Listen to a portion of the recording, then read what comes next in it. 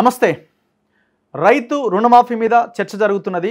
మొన్నటి MP elections ముందైతే చాలా పెద్ద నినాదంగా ప్రజల్లోకి తీసుకెళ్లే ప్రయత్నం చేశారు బీఆర్ఎస్ అండ్ బీజేపీ. రుణమాఫీ చేయడానికి అవకాశాలు లేవు, మరో ఇది మోసమని.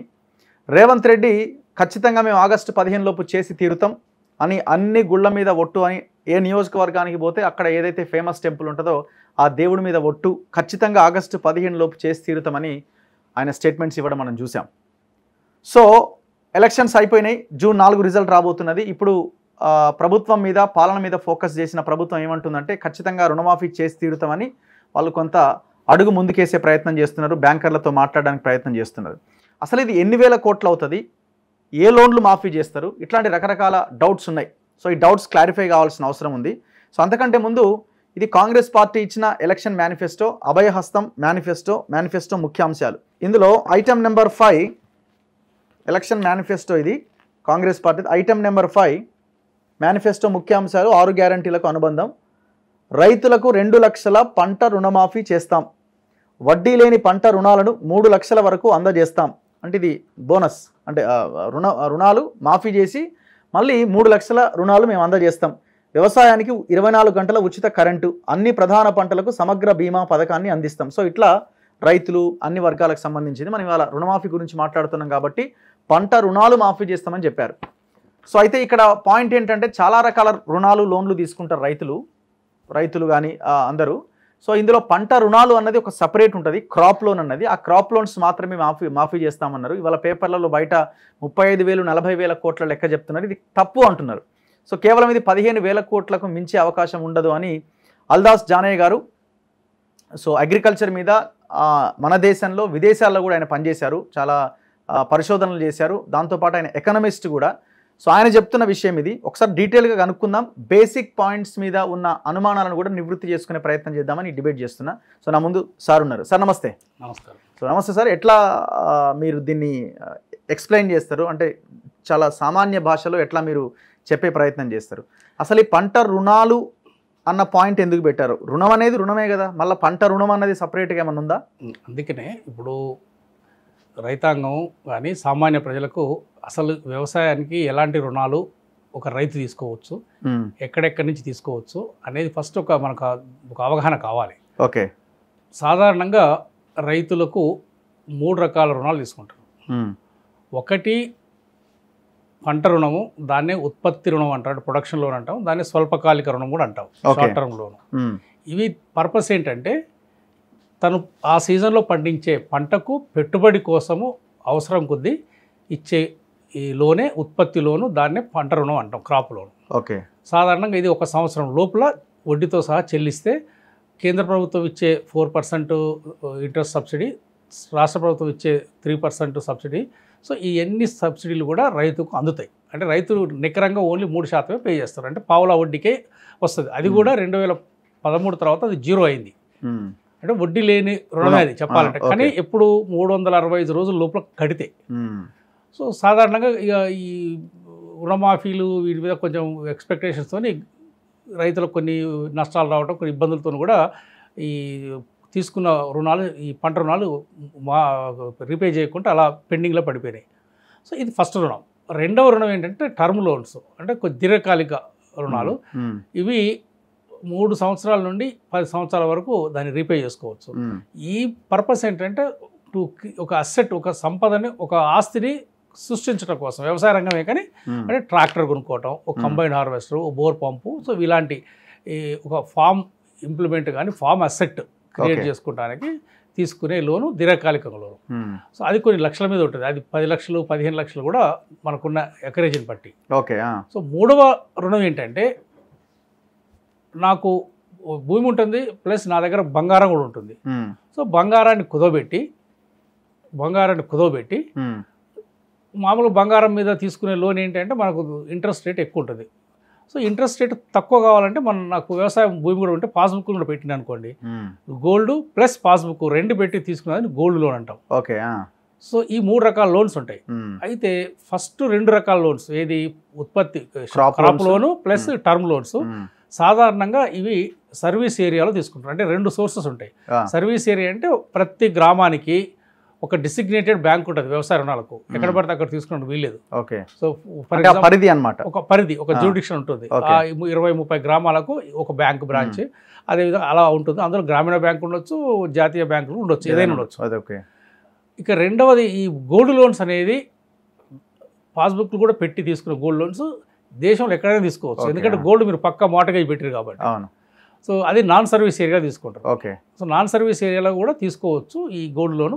బట్ వ్యవసాయ పాస్బుక్లు పెడితే ఇంట్రెస్ట్ తక్కువ ఉంటుందని చెప్పేసి అలా చేస్తారు. ఈ ఫస్ట్ 2 లోన్లు తీసుకునే వాళ్ళంతా సాధారణంగా రైతులు. సో కొంతమంది కౌలు అంటే భూమి ఉంటుంది అక్కడ, బట్ అర్బన్ ఏరియాలో ఉండే వాళ్ళు కూడా తీసుకుంటారు క్రాప్ లోన్స్.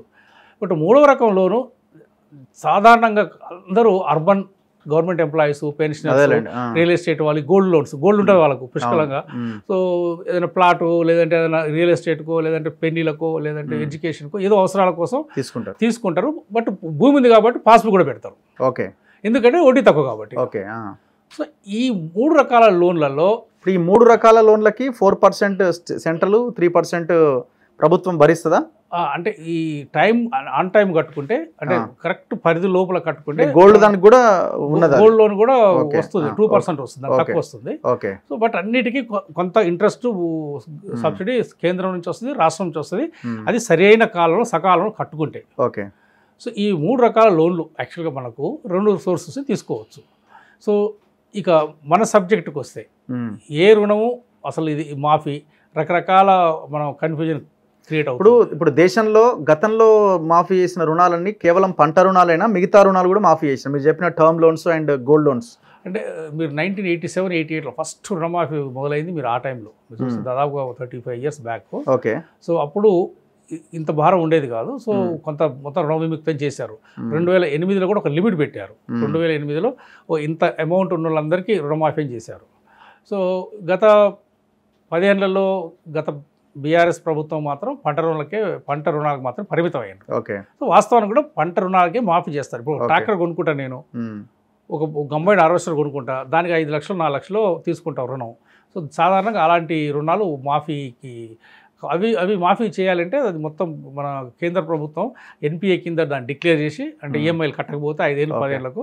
సో ఇప్పుడు ఏదైతే బీజేపీ ప్రభుత్వం గత 10 ఏళ్లలో 16 లక్షల కోట్లు ఏ విధంగా అయితే పెద్ద కార్పొరేట్స్కు ఏ విధంగా అయితే మాఫీ చేశారో ఆ ప్రాసెస్లో వస్తుంది ఇది ఎన్పిఏ డిక్లేర్ చేసి. సో అది పెద్ద సబ్జెక్ట్, అది కేంద్రం పరిధిలో ఉండే అంశం అది.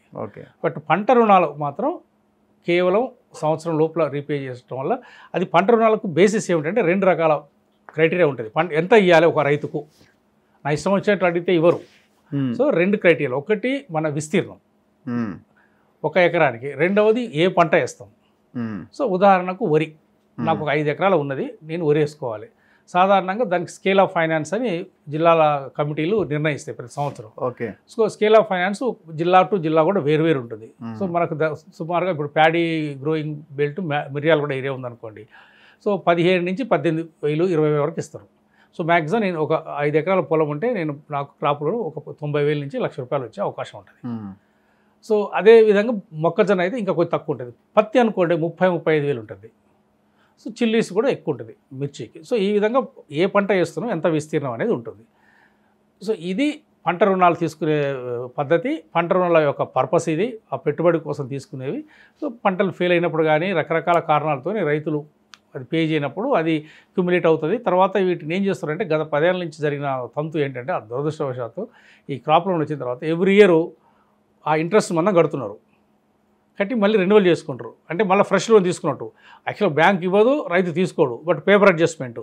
నేను చెప్పాను కదా 90,000 తీసుకున్నాను, సంవత్సరం రూపాయలు కట్టాలి, నేను ఒక 6,000-7,000 ఇంట్రెస్ట్ ఉంటుంది, లేకపోతే నాకు అంత బటన్ పడుతుంది అని చెప్పి కొంతమంది రైతులు ఆ 6,000 కడతారు. కట్టి ఏం చేస్తారు, మళ్ళీ 90,000 తీసుకున్నట్టు ఫ్రెష్గా చూపిస్తారు. ఆ 90,000 ఆయన ఇయ్యడు, ఈయన తీసుకోడు, బట్ పేపర్ అడ్జస్ట్. కట్టేది మాత్రం ఓన్లీ వడ్డీని. కొంతమంది రైతులు ఆ వడ్డీ కూడా కట్టలేదు అనుకోండి, మొత్తం 11% వడ్డీ పడుతుంది. ఓకే. అది మినహాయింపు ఉండదు ఇక. సో ఆ విధంగా 3 ఏళ్ళు కట్టలేదు అనుకోండి, 5 ఏళ్ళు. సో అది కాస్త 90,000 కాస్త 1,20,000, 1,50,000, 1,00,000 అట్లా ఓకే పెరుగుకుంటూ పోతుంటుంది. సో ఇది యాక్చువల్గా రైతులు తీసుకునే రుణాల యొక్క ఏ పద్ధతులు, ఏ సోర్సెస్ తీసుకుంటారు అనేది. సో ఇప్పుడు నెక్స్ట్ పాయింట్కి వస్తే, ఇప్పుడు ఈ పంట రుణాల మాఫీ అన్నది ఇప్పుడు నేను మేనిఫెస్టోలో చూపించినట్టు పంట రుణాల మాఫీ అన్నారు. ఇప్పుడు ఈ 30,000 కోట్లు అవుతుంది, 35,000 కోట్లు అవుతుంది, ఈ లెక్క ఎక్కడిది?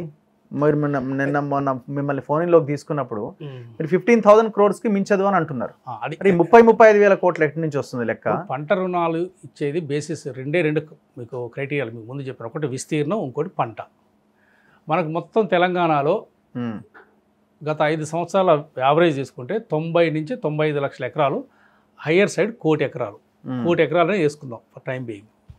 5 సంవత్సరాల యావరేజ్ 1 కోటి ఎకరాలు. 1 కోటి ఎకరాలు కూడా 100% లోన్ కింద కవర్ అయిందంటే ప్రతి రైతు 70 లక్షల మంది రైతులు 1 కోటి ఎకరాలకు తీసుకున్నారు. అది లేదు. నబార్డు రిపోర్ట్ ప్రకారం 45% తెలంగాణ రైతులు, ఎవరైతే 92% అప్పుల పాలు ఉన్నారు, కానీ అందులో 45% మాత్రం బ్యాంకుల నుంచి తీసుకున్నారు, గవర్నమెంట్ బ్యాంకుల నుంచి. మిగతా వాళ్ళు ప్రైవేట్ లోన్స్, టెనెంట్ ఫార్మర్స్ వీళ్ళందరికీ బ్యాంకులు ఇవ్వరు కదా, ప్రైవేట్ లోన్స్ అవి. బట్ ప్రభుత్వ బ్యాంకుల నుంచి తీసుకున్నది 45% రైతులు. అంటే ఒక 50% ఎకరేజ్ కవర్ అవుతుంది. అంటే 1 కోటి ఎకరాలలో 50 లక్షలు 60 లక్షల ఎకరాలు కవర్ అయి ఉంటుంది. దీన్ని బట్టి చూస్తే లేదు ఆబ్సెంట్ ఫార్మర్స్ కూడా తీసుకురనుకుంటే 100% వేసుకుందాం. మీకు యావరేజ్ స్కేల్ ఆఫ్ ఫైనాన్స్, ఇంకో క్రైటీరియా ఏంటిది, పంటకు స్కేల్ ఆఫ్ ఫైనాన్స్ 1 ఎకరానికి ఎంత ఇస్తారండి. సో యావరేజ్గా ఇది సంవత్సరం పెరుగుతుంటుంది. ఇప్పుడు 15,000 20,000 ఉంది, కానీ 5 ఏళ్ల కింద 6 ఏళ్ల కింద 10,000 12,000 ఇచ్చేవాళ్ళు. సో యావరేజ్గా మనం ఈవెన్ హైయర్ సైడ్ 20,000 తీసుకున్నా, 90 లక్షలకు తీసుకున్నా 18,000 కోట్లు అవుతుంది. అది కూడా వెరీ హైయర్ సైడ్. సో ఇక్కడ సమస్య ఏంటంటే ఈ 18,000 కోట్లు సర్వీస్ ఏరియాలో తీసుకున్న పంట రుణాలు అనుకుందాం. ప్లస్ ఇది కాకుండా నేను అనుకోవటం ఏంటంటే బహుశా ఈ ఫిగర్ రావడానికి 2-3 కారణాలు ఉన్నాయి. ఏది 35,000 కోట్లని, కొందరు 40,000 కోట్లని అంటున్నారు. సో పంట రుణాలు వాస్తవానికి బ్యాంకులు ఇచ్చిన అంటే ఓన్లీ ప్రిన్సిపల్ చూసుకుంటే 15,000 కోట్ల కంటే ఎక్కువ ఉండదు. ఇందులో ఒక 3-4 ఫ్యాక్టర్స్ యాడ్ అయి ఉంటాయి నేను అనుకుంటాను. ఒకటి వడ్డీ, అక్యుములేటెడ్ వడ్డీ ఉంటుంది కదా. ఇది వడ్డీ కట్టిన రైతులకు అయితే అంతే ఉంటుంది, ఎవ్రీ ఇయర్ కట్టుకొని రెన్యువల్ చేయించుకుంటే. కానీ చాలామంది రైతులు కట్టరు. ఆ 1,30,000 1,30,000 20,000 అసలు తీసుకుంటే మాఫీ చేస్తాను సరికి అది అట్లే పెట్టి కేసీఆర్ ఇదంతా కేసీఆర్ పుణ్యమే చెప్పాలంటే. మన అంటే నేను రాజకీయంగా మనం మాట్లాడకూడదు, ఇక్కడ ఇవాళ సబ్జెక్టు ఎన్నికలు అయిపోయినాయి కాబట్టి మనం దాన్ని మాట్లాడకూడదు. కానీ నిన్ననో మొన్ననో ఎక్కడో చూసా నేను, ఇంపాసిబుల్ 4 విడతలు చేయలేరని. అసలు 4 విడతలు చేయటం వల్ల రైతులకు లాభం జరగలేదు. అది బటన్ అయ్యి వడ్డీలకు వడ్డీ 90,000 తీసుకున్న రైతు చివరికి 1,60,000 అంటే ఎవ్రీ ఇయర్ వడ్డీ కట్టిండు. ఆ 90,000 పోయినాయి, మాఫీ అయిన 90,000 పోయినాయి, మళ్ళీ ఇంకా 90,000 అటు పెండింగ్ ఉన్నాయి. ఆడదాన్నే ఉన్నది, పోయినప్పుడు డబ్బు పోయింది. దాదాపు 15,000 16,000 14,000 కోట్లు రుణమాఫీ చేసిండు, అది వాస్తవమే. కానీ ఏమైంది, అది వడ్డీ కూడా సరిపోలే, రుణ విముక్తి కాలే, కొత్త రుణం దొరకలే, ఇంకా పెండింగ్లో ఉన్నది. సో ఇన్ని నష్టాలు ఉన్నాయి. అది మనం చెప్పుకుంటూ పోతే అదొక చరిత్ర. సో ఆ చరిత్ర పునరావృతం కాకూడదని కదా ఇప్పుడు ఏకకాలంలో మీకు ఆ ఓడు కూడా ఉంటుంది. బహుశా ఏకకాలంలో 2 లక్షలు చేస్తామన్నారు. ఇది ఎందుకంటే ఈ 4 విడతల వల్ల లాభం లేదు. 4 విడతలు అనేది అసలు యూజ్లెస్. చేయకున్నా పర్వాలేదు, మేము చేయమని చెప్తే రైతులు అదేదో ఆ వడ్డీ కట్టుకుంటారు, అయిపోతుంది. ఈ ఆశ చూపించి 4 విడతల వల్ల పెద్దగా లాభం జరగలే వాస్తవానికి. దాన్ని దృష్టిలో పెట్టుకొని మనము 2 లక్షలు ఏకకాలంలో చేయాలనేది అప్పుడు శ్రీధర్బాబు గారి అధ్యక్షతన ఏదైతే ఈ మేనిఫెస్టో కమిటీ ఉన్నదో. సో ఇదంతా ఏంటంటే కొంచెం ఎడ్యుకేటర్స్, ప్రొఫెసర్స్ డాక్టర్ రియాజ్ అని, డాక్టర్ లింగం యాదవ్ అని, సో ఈ విధంగా ఒక మంచి వెల్ ఎడ్యుకేటెడ్ ఇప్పుడున్న స్పీకర్ గారు గడ్డం ప్రసాద్ గారు, సో వీళ్ళంతా మెంబర్స్, మన దామోదర్ రాజనరసింహ గారు. సో ఇదంతా మేము ఏదో ఆషామాషిగా చేయలేదు. ప్రతి ప్రామిస్ వెనకాల ఒక సైంటిఫిక్ ఎక్సర్సైజ్ చేసాం. దీని ఇంప్లికేషన్ ఏమిటి, సో మనం ఇంప్లిమెంట్ చేయగలమా. సో ఈ రుణమాఫీ వచ్చినప్పుడు కూడా ఇదంతా ఎక్సర్సైజ్ చేసాం. సో ఆ ఏకకాలం అనే పదాన్ని కూడా యాడ్ చేసినాం. ఎందుకంటే దఫాలుగా చేస్తే ప్రయోజనం లేదు. సో కాబట్టి ₹1,00,000 అంటే కూడా మళ్ళీ వడ్డీ పరంగా ఉంటుంది. కాబట్టి చేస్తే 2 లక్షలు చేయాలి, కొంత బటన్ అయినా. మాక్సిమం ఒక 20,000 crores అవుతుంది అనుకుంటున్నారా మీరు? అయితే ఇక్కడ సమస్య ఏంటంటే ప్రిన్సిపల్ అమౌంట్ 15,000-18,000 కంటే ఎక్కువ ఉండదు. కానీ ఈ 4-5 ఏళ్లలో ఈ అక్యుములేటెడ్ వడ్డీ మాత్రం బాగానే అయి ఉంటుంది. అది ఎంత అనేది ఈ బ్యాంకర్స్ కూడా చాలా తెలివిగా ఎట్లాగో మొత్తం అప్పంతా అంటుంది కదా గవర్నమెంట్ అని మొత్తం చూపించేస్తారు అంతే.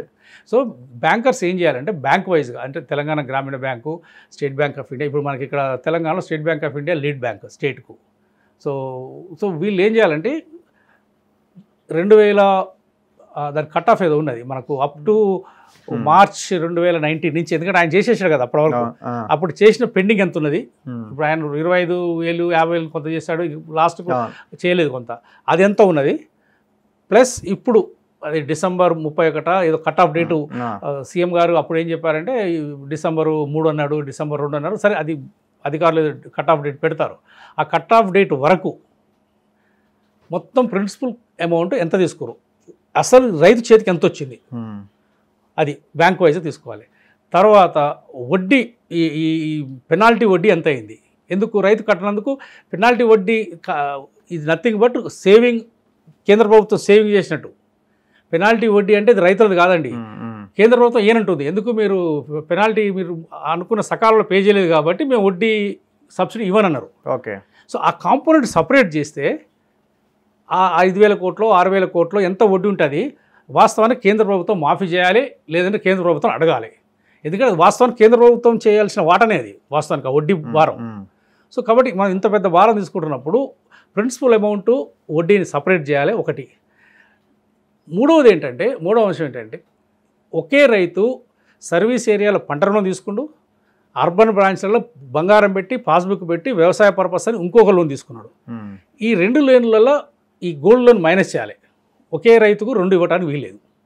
అంటే అక్కడ 1 లక్ష ఇక్కడ 1 లక్ష తీసుకున్నాడు అనుకోండి, లేదంటే అక్కడ 1 లక్ష తీసుకున్నాడు ఇక్కడ 2 లక్షలు తీసుకున్నాడు అర్బన్ ఏరియాలో. సో సర్వీస్ ఏరియాలో తీసుకున్న క్రాప్ లోన్ మాత్రమే పరిమితం చేయాలి. అది ఓన్ టెనెంట్ అది అక్కడ ఉండి వ్యవసాయం చేస్తుండా భూమి ఉండి అక్కడ కౌలుకి ఇచ్చుకొని హైదరాబాద్ ఉంటుండా అనేది పక్కకు పెట్టి సర్వీస్ ఏరియాలో తీసుకున్న పంట రుణాలకు మాత్రం పరిమితం చేయాలి. అర్బన్ బ్రాంచ్లో తీసుకున్న బంగారం లోన్లను అసలు దీన్ని మైనస్ చేయాలి. ఓకే. ఇది మూడవ ఫ్యాక్టర్.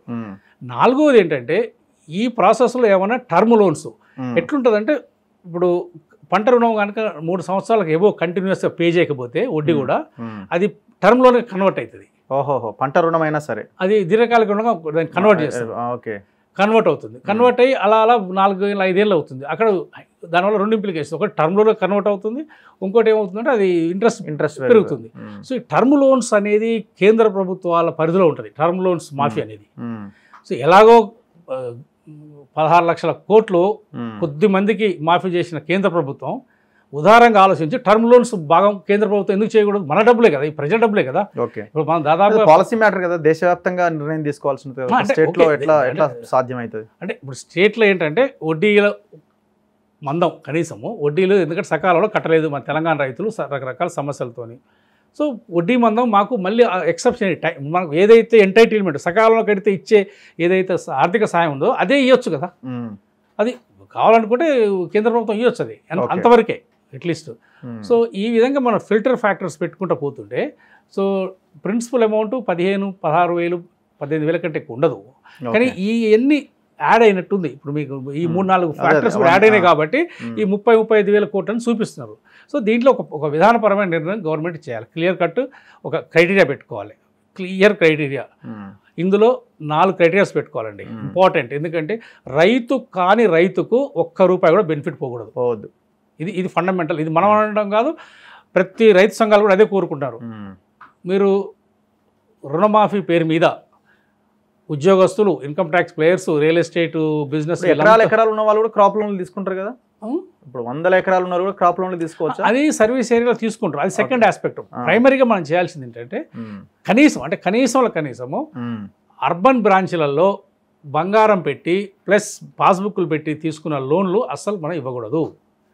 ఇక్కడ తీసుకునే వాళ్ళంతా ఐటీ ప్లేయర్స్, ఉద్యోగస్తులు. సామాన్య రైతులు కూడా ఉండొచ్చు కదా అందులో. పాపం సామాన్య రైతులు సర్వీస్ ఏరియాలో తీసుకుంటారు. వాడికి హైదరాబాద్లో వచ్చి గోల్డ్ పెట్టి ఇంత గోల్డ్ సామాన్య రైతుకు 20 తోళ 30 తోళ బంగారం పెట్టి తీసుకున్నంత స్తోమత చాలా ఎక్సెప్షన్ కేసులు అవన్నీ. సో కాబట్టి బంగారం పెట్టిన లోన్లు మాత్రము వ్యవసాయ పర్పస్ అని నాన్ సర్వీసులు తీసుకున్నదాన్ని స్ట్రైట్ అవే తీసేయాల్సిన అవసరం ఉన్నది. ఇది రైతు సంఘాలు కూడా అదే కోరుతున్నారు.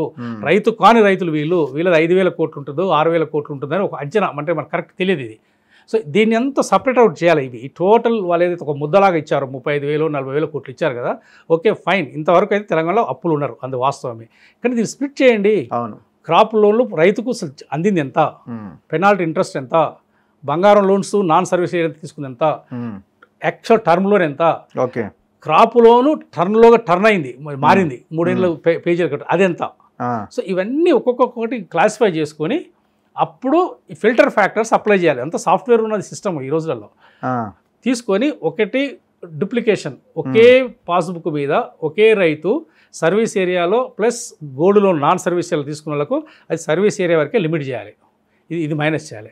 Number 2 income tax payers even అక్కడ సర్వీస్ ఏరియాలు తీసుకున్న వాళ్ళు, ఫర్ ఎగ్జాంపుల్ నాకు 10 ఎకరాలు ఉంది పొలం మిర్యాలగూడలో ఉంది, వాస్తవానికి ఉన్నది మాకు, I'm not eligible, why should I take that loan waiver, crop loan sir నాకు లేదు, అది వేరు, అది లోన్ లేదు, బట్ ఎగ్జాంపుల్ చెప్తున్నాను మీకు. సో నాకు అవసరం లేదు కదా, బట్ అలాంటి వాళ్ళు చాలామంది ఉన్నారు ఇలా హైదరాబాద్లో ఉద్యోగాలు చేసుకునే వాళ్ళు. సో మనకంతా పాన్ కార్డు ఉంటుంది, సో ఇంటిగ్రేట్ చేసుకుంటే అదంతా మైనస్ అవుతుంది. సో ఈ విధంగా మనం కనుక ఒక క్రైటీరియాస్ పెట్టుకొని కనుక ఫిల్టర్ చేసుకుంటూ పోతే తగ్గుతుంది. సరే ఇప్పుడు ప్రిన్సిపల్ అమౌంట్ 15-16 వేల కోట్లు ఉంటుంది, వడ్డీ మాఫీ వడ్డీ కేంద్రం వాళ్ళు చేయకుండా అదొక 5-6 వేల కోట్లు ఉండొచ్చు. కానీ ఇదైతే తగ్గుతుంది కదా, గోల్డ్ లోన్ తగ్గుతుంది, ఇన్కమ్ ట్యాక్స్ పేయర్స్ తగ్గుతుంది, టర్మ్ లోన్స్ తగ్గుతాయి. ఇవన్నీ కనుక మైనస్ చేసుకుంటూ పోయి రైతుని ఎలిమినేట్ చేయాలి. యాక్చువల్ ప్రాక్టీసింగ్ ఫార్మర్స్కు మనం 2 లక్షలు ఇచ్చినా ఒక నష్టం లేదు, వాళ్ళకి 20 ఎకరాల ప్రాక్టీసింగ్ ఫార్మర్స్కి ఇచ్చినా నష్టం లేదు. ఎకరాలు లిమిట్ చేయడం అనేది పెద్దగా అది మంచిది కాదు. ఎకరం కొందరు ఏమంటే 20 ఎకరాలు 30 ఎకరాలు అంటారు. ఇప్పుడు ప్రాక్టీసింగ్ ఫార్మర్ 20 ఎకరాలు 30 ఎకరాలకు కూడా మనం ఇవ్వాలి. వాళ్ళకి ఆబ్సెంట్ ఫార్మర్స్కి ఇవ్వకూడదు, ఇన్కమ్ ట్యాక్స్ పేయర్స్కి ఇవ్వకూడదు, ఈ అర్బన్ గవర్నమెంట్ ఎంప్లాయీస్కి ఇవ్వకూడదు, పెన్షనర్స్కి ఇవ్వకూడదు. ఇలాంటి క్రైటీరియా పెట్టాలి తప్ప ల్యాండ్ అనేది అది లాస్ట్, అది మరీ 50-100 ఎకరాలు ఉన్నోళ్ళు అది చాలా రేర్ ఈ రోజులలో. ఎవరో ఒకరిద్దరు ఉంటే పెట్టువచ్చు, అది 50 ఎకరాలు 100 ఎకరాలు అది. కానీ 20 ఎకరాలు 25 ఎకరాలు కూడా ఈ రోజులలో సామాన్య రైతే, వాళ్ళకి 20 ఎకరాల వాళ్ళు కూడా పెద్దగా మీకు కోటీశ్వరులు లక్షాధికారులు ఏం లేదు. సో ఇంకొక 3వ అంశం ఏంటంటే లాస్ట్ ఇవన్నీ లోన్లు ఇవి ఇట్లా ఉన్నాయి. 3వది ఇప్పుడు రాష్ట్రం ఉన్న ఈ సిచ్యువేషన్లో పూర్తిగా ఆర్థిక సంక్షోభము, డబ్బులు లేవు, అప్పులు ఉన్నాయి, అప్పుల కిస్తీలు కట్టాలి, అసలు వడ్డీ కలిపి, సో ఉద్యోగులకు జీతాలు ఇవ్వాలి, రైతు బంధు ఇవ్వాలి, ఇట్లా ఇవన్నీ మళ్ళీ సంక్షేమ పథకాలు, మళ్ళీ వీళ్ళు ఇచ్చిన హామీలు ఇంకా మూటడు ఉన్నాయి. సో ఇవన్నీ అమలు చేయాలి. ఈ పరిస్థితుల్లో ఇన్ని వేల కోట్ల రుణము ఎట్లా తెస్తారు? ఏం ఆప్షన్స్ ఉన్నాయి గవర్నమెంట్ ముందు? ఒక ఎకనమిస్ట్గా ఏం చెప్తారు మీరు? ఇక్కడ ఆప్షన్స్ ఏమున్నాయి గవర్నమెంట్? ఇక్కడ 3-4 ఆప్షన్స్ ఉన్నాయి. ఒకటి ఏంటంటే first and most important option, ప్రభుత్వం ఎన్నికల ముందు కాంగ్రెస్ పార్టీ చెప్పిన విధంగా ఏకకాలంలో చేయాల్సిన అవసరం అయితే ఉన్నది. అది ముఖ్యమంత్రి గారు పదే చెప్పారు, చేస్తున్నారు, అంతేకాదు. సరే ఈ ఛాలెంజ్లు అవి ఇవన్నీ పొలిటికల్, అంటే ఒకవేళ ఎట్లాగో ఇది రుణమాఫీ జరుగుతుంది, సో చివరికి వాళ్ళు వచ్చి నేను ఛాలెంజ్ చేసిన కాబట్టే ముఖ్యమంత్రి గారు చేసిందని ఏదో చెప్పుకుంటానికి ఆ ఛాలెంజ్ చేసినట్టు అనిపించింది నాకు, రాజకీయ కోణం తప్ప. 100% చేయటం అనేది పక్కా. సో దానికి మార్గాలు ఉన్నాయి, సులభమైన మార్గాలే, పెద్ద ఏదో కాంప్లికేటెడ్ మార్గం ఏం చేయొచ్చు. ఒక మార్గం ఏంటంటే వాస్తవానికి నేను కొంచెం స్టేట్ ఎకానమీ కూడా బ్రీఫ్గా చెప్పాలి. ఎకానమిస్ట్గా reserve bank of India reports ప్రకారం చెప్తున్నాను నేను. నాకు రాష్ట్ర ప్రభుత్వం plus of course latest white paper and state finance కూడా ఉన్నది నాకు బేసిస్ మీద, అవి కూడా రిజర్వ్ బ్యాంక్ రిపోర్ట్ మీద ఇచ్చారు. దాదాపుగా మన తెలంగాణ రాష్ట్రానికి ప్రతి సంవత్సరం అన్ని మార్గాల ద్వారా పన్నులు కానీ, సెంట్రల్ గవర్నమెంట్ గ్రాంట్స్ కానీ, ఈ 15th ఫైనాన్స్ కమిషన్లో మనకు రాజ్యాంగపరంగా వచ్చే వాటాలు కానీ అన్నీ చూసుకుంటే రాష్ట్ర ప్రభుత్వానికి దాదాపుగా సంవత్సరానికి 2 లక్షల కోట్లు వస్తాయి. 2 లక్షల కోట్ల ఆదాయం అన్ని మార్గాలు, సెంటరు, స్టేటు, గ్రాంట్స్ అంతా కలిపి దాదాపుగా. అది ఎవ్రీ ఇయర్ జనరల్గా 8 నుంచి 12% పెరుగుతుంది, ఎవ్రీ ఇయర్ పెరుగుకుంటూ పోతుంది. సో ఈ పద్ధతిలో మనం చూసుకుంటే అసలు ఇంత పెద్ద స్టేట్ ఎకానమీ, తెలంగాణ ఆర్థిక వ్యవస్థ చాలా మంచి ఆర్థిక వ్యవస్థ, దాన్ని మొత్తం నాశనం చేశారు 10 ఏళ్ళలో. కానీ అది పెద్ద సబ్జెక్ట్, అది I don't want to go into, already మాట్లాడి గొంతుపోయింది తప్ప. సో అంత వ్యవస్థని విధ్వంసం చేశారు. సో ఇప్పుడు రాష్ట్ర ప్రభుత్వం స్పష్టంగా చెప్పింది, సో వాళ్ళ వైట్ పేపర్ ఇచ్చేసి అనవసరమైన ఖర్చులకు బడ్జెట్ అలొకేట్ చేయము, నాన్ వయబుల్ ప్రాజెక్ట్స్. ఇప్పుడు గతంలో ఇరిగేషన్ ప్రాజెక్టులని, మిషన్ కాకతీయ అని, భగీరథ అని 100 కోట్లది 300 కోట్లు పెట్టడం, 500 కోట్లది 3000 కోట్లు పెట్టడం, ఇవన్నీ మనం చూసినాం. అలాంటి ఈ నాన్ వయబుల్ అన్నెసెసరీ ఎక్స్పెండిచర్ ఉండదు, అక్కడనే మీకు చాలా సేవింగ్ వస్తుంది. ఒకటి నెంబర్ 1. నెంబర్ 2 ఏంటంటే డెఫినెట్గా ఇప్పుడు మనకు ప్రైమ్ మినిస్టర్ కిసాన్ సమ్మాన్ అని కేంద్ర ప్రభుత్వం గత 6-7 సంవత్సరాల నుంచి ఇస్తున్నది. ఇచ్చేది ఆఫ్ కోర్స్ 6,000 ఇస్తున్నది, 3 దఫాల 2,000.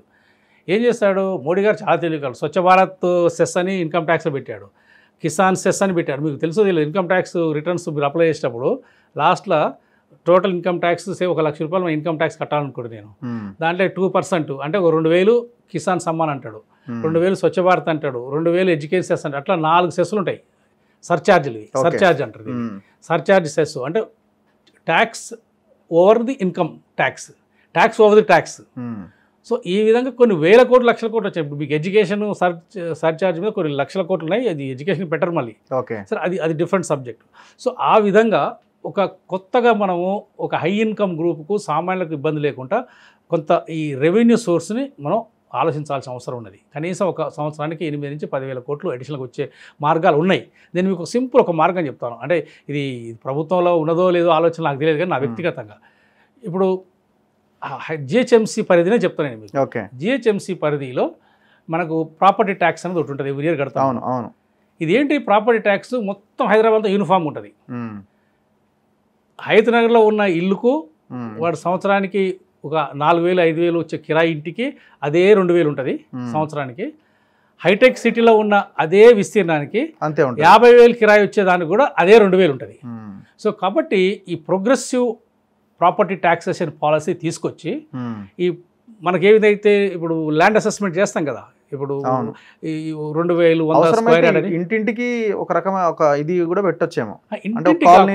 ఇంటింటి కాకుండా ఇప్పుడు మనకు రిజిస్ట్రేషన్ వ్యవసాయ భూములలో ఎట్టుందంటే ఒక్కొక్క సర్వే నెంబర్లు ఒక్కొక్క మొత్తం క్లస్టర్లో, అంటే ఒక రెవెన్యూ డివిజన్లో ఈ భూమికి 2,000 గవర్నమెంట్ రేటు. సరే ప్రైవేట్గా 10,000 ఉండొచ్చు, గజం అంతా వేరేది, 2,000 అంటాం. అదేవిధంగా ప్రాపర్టీ ట్యాక్స్ కూడా ఒక ఎల్బీ నగర్ మొత్తం పరిధిలో మనకు ఇది ఇంత పర్సంటేజ్, ఇప్పుడున్నది 11% 12% ఉన్నది, ఇప్పుడు ఐడియా లేదు, మేము కొడుతుంటాం. అదే మాదాపూర్ ఎగ్జామ్ కేసులో ఇది ఇట్ షుడ్ బి ఆడ రెంటల్ వాల్యూని బట్టి వేయాలి, not land based. Rent based progressive property taxation అంటాం ఎకనామిక్స్. దాన్ని కనుక అసలు మన రాజ్యాంగంలో ఉంది ఈ ప్రిన్సిపల్, చాలా మంది తెలియదు ఇది. ప్రాపర్టీ కానీ ఇన్కమ్ ట్యాక్స్ కానీ కార్పొరేట్ ట్యాక్స్ కానీ అన్ని ట్యాక్సేషన్లో రాజ్యాంగంలో ఏం చెప్తారంటే మన రాజ్యాంగంలో ట్యాక్స్ కలెక్షన్ విధానం అనేది progressive taxation. Because welfare state కావాలంటే హై ఇన్కమ్ నుంచి ట్యాక్స్ కలెక్ట్ చేసుకొని అది సొసైటీకి, ఎడ్యుకేషన్కు, హెల్త్కు, అగ్రికల్చర్కు, ఇన్ఫ్రాస్ట్రక్చర్ ఖర్చు పెట్టాలనేది రాజ్యాంగంలో ఉంది ఇది. సో ఇప్పుడు ఏమవుతుంది, యూనిఫామ్గా ఉంది. వాడు 50,000 కిరాయి వచ్చే హైటెక్ సిటీ వాడు అదే 2,000 కడతాడు. 5,000 రూపాయలు వచ్చే కిరాయి వచ్చే హైత్ నగర్ వాడో ఎల్బీ నగర్ వాడో కూడా 2,000 కడతాడు. సో అక్కడ ఒక రెంటల్ అనేది ఫిక్స్ చేసి, సో దాని మీద 10% 15% వేయాల్సిన అవసరం, దీనికి కొంత ఎక్సైజ్ చేయాలి. అది చేస్తే మీకు దాదాపుగా మా అంచనా 10-15 వేల కోట్లు వస్తుంది. అది ఇట్స్ వైబుల్, పబ్లిక్ కూడా యాక్సెప్ట్ చేస్తారు. అవును, నీకు 50,000 కిరాయి వస్తున్నప్పుడు నువ్వు ఒక 5,000 కడతానికి ఏంటి, ఇప్పుడు వాడికి 5,000 వస్తుంది, వాడు 2,000 కడుతుంది. మనం అందరం లో ఇన్కమ్ ఏరియాలో ఉంటున్నాం కదా. సో కాబట్టి ఇది ఒక విధానం ట్యాక్సింగ్, అంటే ఎక్కడ సామాన్యుడికి ఇబ్బంది లేకుండా వచ్చి. సో ఇలాంటి మార్గాలు కొన్ని ఉన్నాయి. సో ఇది చేసుకోవాల్సిన అవసరం ఉన్నది. ఇంకొకటి ఏంటంటే ఎక్కడన్నా అవకాశం ఉంటే సర్చార్జ్ లాగా ఫార్మర్స్ వెల్ఫేర్ కోసం ఏదైనా జస్ట్ ఒక 0.5% 1% కూడా మనం వేసుకునే అవకాశం ఉంటుంది. ఇప్పుడు కార్పొరేషన్ పెట్టి బ్యాంకర్లతో మాట్లాడి గవర్నమెంట్ షూరిటీగా ఉండి రైతుల అప్పులన్నీ కూడా ఇటు కార్పొరేషన్కి మళ్లించి, సో గవర్నమెంట్ ఆ కార్పొరేషన్కి చెల్లించేలాగా ఒక ప్రయత్నం అన్నది ఒక చర్చ. ఇది సాధ్యం కాదని కొంతమంది అంటున్నారు, అయిద్దని కొంతమంది. 100% సార్, ఇదేంటంటే అయిద్దా కాదా? ఇది అవుతుంది 100%. రిజర్వ్ బ్యాంక్ ఒప్పుకోదు అంటున్నారు కదా. లేదు చెప్తాను. ఇప్పుడు ఇవన్నీ ఊహాగానాలు. ఇప్పుడు ఏ బ్యాంక్ అయినా ఇప్పుడు మనకు ఏదైనా అప్పు కావాలనుకుంటాం, ఒక వ్యక్తిగా అయినా ప్రభుత్వం అయినా, నీకు రెవెన్యూ చూపించండి, ఇస్తారు. అది రిజర్వ్ బ్యాంకు, అసలు రిజర్వ్ బ్యాంకు నాకు తెలిసినంత రిజర్వ్ బ్యాంక్ అంటే స్టేట్ గవర్నమెంట్ ఇన్వాల్వ్మెంట్ కాబట్టి రిజర్వ్ బ్యాంక్ అనుమతి ఇవ్వచ్చు, అనుమతి అవసరం ఉండొచ్చు. కానీ ఇక్కడ ఏంటంటే ఒక రెవెన్యూ సోర్స్ ఉన్న ఒక కార్పొరేషన్, ఇప్పుడు మీకు చెప్పాను జిహెచ్ఎంసీ వెరీ క్లియర్ ఎగ్జాంపుల్. అంటే జిహెచ్ఎంసీ లాంటిది కావచ్చు, ఒక రెవెన్యూ సోర్స్ చేసి మనకు నెలకు దాదాపు ఒక 1,000 కోట్లు వచ్చే ఒక రెవెన్యూ సోర్స్ ఉందనుకుందాం, మనకు క్రియేట్ చేయొచ్చు. ఇంత పెద్ద చెప్పాను 2 లక్షల కోట్లు ఆదాయం వచ్చే ఇంత పెద్ద ఎకానమీ, 15 లక్షల కోట్ల రాష్ట్ర జీడిపి ఉన్న ఇంత పెద్ద ఎకానమీలో ఆఫ్టర్ ఆల్ 15,000 20,000 కోట్లు నథింగ్ వాస్తవానికి.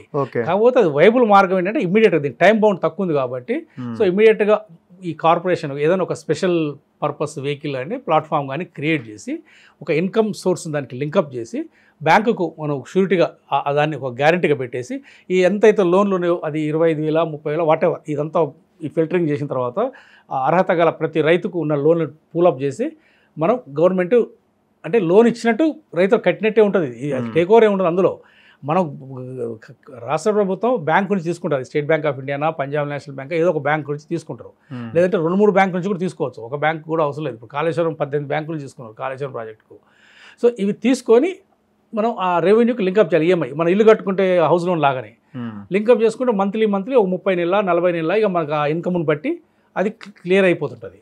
సో ఆఫ్టర్ 40 months 50 months తర్వాత మనకు అదంతా జీరో అయిపోతుంది. సో ఇది ఏంటంటే readily available most viable option. ఇది ఆప్షన్ ఇది చాలా ఈజీ ఆప్షన్ వాస్తవానికి. ఇది కాకపోతే అంటే ఏకకాలం ఉన్నారు కాబట్టి ఈ option is only option. Okay, corporation అనేది ఒకటే. అదే మనం ఇంకా వేరే ఫర్ ఎగ్జాంపుల్ ఒకవేళ ప్రభుత్వం కనుక ఒకవేళ 5 ఎకరాల లోపల అందరికీ ఒకేసారి చేస్తాం, 5 ఎకరాల నుంచి 10 ఎకరాల లోపు ఉన్న వాళ్ళకు నెక్స్ట్ ఒక 6 నెలల తర్వాత చేస్తాం అనుకుంటే మన రిసోర్సెస్ కూడా చేయొచ్చు. కానీ ప్రభుత్వం ముఖ్యమంత్రి గారు చాలా క్లియర్గా చెప్పారు ఏకకాలంలో అందరికీ చేస్తామన్నారు. కాబట్టి ల్యాండ్స్ అమ్మడం ద్వారా ఏమైనా సాధ్యాలు ఉన్నాయా? ఇప్పుడు చాలా పెద్ద ల్యాండ్ బ్యాంక్ ఉంది తెలంగాణలో, సరే చాలా ఎకరాలు కబ్జాకు గురైంది గవర్నమెంట్ ల్యాండ్ కూడా గత ప్రభుత్వ హయాంలో లక్షల ఎకరాలు. దాని అంతా టేక్ ఓవర్ చేసి వేలం వేసి అట్లా కూడా చేయడానికి అవకాశం ఉంటుంది. అంటే అది వాస్తవానికి కదంటే ల్యాండ్ అనేది మనకు కొన్ని 50-60 సంవత్సరాల నుంచి పబ్లిక్ యూటిలిటీ కోసం ఉన్నది. అది అసెట్ ఇప్పుడు రేపు ఫ్యూచర్లో మనకు ఉంటుంది. ఫస్ట్ ఉన్న ల్యాండ్ని కాపాడుకోవాలి, అమ్మటం కాదు. కానీ ఇంకా ఎంక్రోచ్మెంట్ కాకుండా ఎక్కడన్నా ఎంక్రోచ్మెంట్కి అయినా వీలుంటే మళ్ళీ దాని వెనక తీసుకోవటం ఇది ఇచ్చేయాలి. ల్యాండ్ సేల్ అనేది ద లాస్ట్ ఆప్షన్. ఇక మనకి ఏది లేదు అనుకున్నప్పుడు అది మనం వ్యవసాయదారులు అంతే కదా, మనకు అన్ని మార్గాలు లేనప్పుడు ఉన్న ఎకరం అమ్ముకున్న అమ్మాయిల పెళ్లి చేస్తుంటాం అలాంటిది. కానీ అది లాస్ట్ ఆప్షన్. అంత అవసరం రాదు తెలంగాణకు. మరి చాలా మంచి ఆర్థిక వ్యవస్థ చాలా మంచిది, 2 లక్షల కోట్లు ఉన్నది.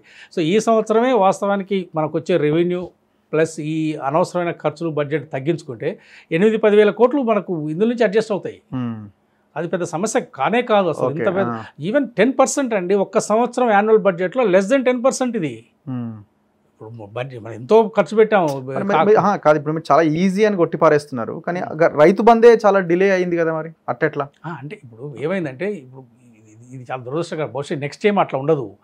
ఏమైందంటే డిసెంబర్ 7వ తారీఖు నాడు ఎప్పుడైతే కొత్త ప్రభుత్వం చేతిలోకి వచ్చిందో అసలు అది కావాలన్నా అది భగవంతునికి తెలుసు, ఉన్న అధికారులకు తెలుసు, మనకు తెలియదు. డిసెంబర్ 30 వరకు ఏమన్నారు, డిసెంబర్ 27 నాడు 7,000 కోట్లు ఉన్నాయి, మనం మొత్తం రైతు బంధు చేస్తామన్నారు. మీకు గుర్తుంది కదా? 3 రోజుల ముందు ఎలక్షన్. సరే, ఎలక్షన్ కమిషన్ ఒక రాజకీయ నాయకుడు దాన్ని మిస్యూజ్ చేసుకున్నాడు, మా వల్లనే వచ్చిందని. అది against the code of conduct కాబట్టి ఎలక్షన్ కమిషన్ ఆపేసింది. అంటే ఆ డబ్బులు ఉండాలన్నా వద్దా? 7,000 కోట్లు ఉన్నాయని చెప్పింది కదా వాళ్ళే. డిసెంబర్ 7కి వచ్చేసరికి జీరో అయిపోయినాయి. ఎక్కడ పోయినాయి? సో కాబట్టి ఏంటంటే ఈ లోపల ఇదంతా ఒక ఆర్థిక వ్యవస్థ అస్తవ్యస్తమై చేసేదానికి దీనికి కొంచెం గాడిలో పెడతానికి టైం పట్టింది. అందుకనే ఈ మన రైతు బంధు కొంత లేట్ అయింది. బట్ ప్రతి రైతుకి వేశారు కదా, ఈ ఇర్రెస్పెక్టివ్ ఆఫ్ గత ప్రభుత్వంలో ఎట్లయితే వేశారో 10 ఎకరాలు 20 ఎకరాలు అందరికీ వేశారు, అందరికీ టైం ప్రకారం వేశారు. దాన్ని పబ్లిసిటీ చేయలేదు వీళ్ళు, ఎందుకంటే పబ్లిసిటీ చేయకూడదు కాబట్టి, ఎలక్షన్ కోడ్ కాబట్టి అందరికి వచ్చింది. సో కాబట్టి ఇప్పుడు మనకున్న ఆర్థిక వనరులతోని అనవసరమైన బడ్జెట్లు తగ్గించుకుంటారు కాబట్టి పెద్ద ఇబ్బంది కాదు ఇది. ఈవెన్ పెంచిన రైతు భరోసా కింద 10,000 నుంచి 15,000 పెంచారు, నెక్స్ట్ సీజన్ నుంచి ఇస్తున్నారు కాబట్టి ఏం ప్రాబ్లం లేదు. కాకపోతే అందులో కొన్ని గైడ్ లైన్స్ క్రైటీరియా పెట్టాల్సిన అవసరం ఉంది. Thank you sir, thank you very much. Anyway thank you. So ఇది జానయ్య సార్తో ఇంటర్వ్యూ. ఖచ్చితంగా ఇది చాలా ఈజీ, చేయడానికి అన్ని అవకాశాలు ఉన్నాయి. కాకపోతే కొన్ని గైడ్ లైన్స్ పెట్టి కొంత నిబంధనలు పెట్టి కనుక ముందుకెళ్తే చాలా ఈజీగా చేసేయచ్చు అంటున్నారు రుణమాఫీ. చూద్దాం గవర్నమెంట్ ఏం చేస్తుంది, కార్పొరేషన్ పెడతారా లేదు చెప్పినట్టుగా రకరకాల ఛార్జీల ద్వారా నిధులు సమకూర్చుకునే ప్రయత్నం చేస్తారా ఏంటనేది చూడాలి. ఆగస్టు 15 లోపే కాబట్టి కార్పొరేషన్ పెట్టి సో బ్యాంకర్లతో మాట్లాడి ఆ పని పూర్తి చేసే అవకాశం అయితే కనబడుతూ ఉన్నది. చూస్తూనే ఉండండి మన తొలి వెలుగు.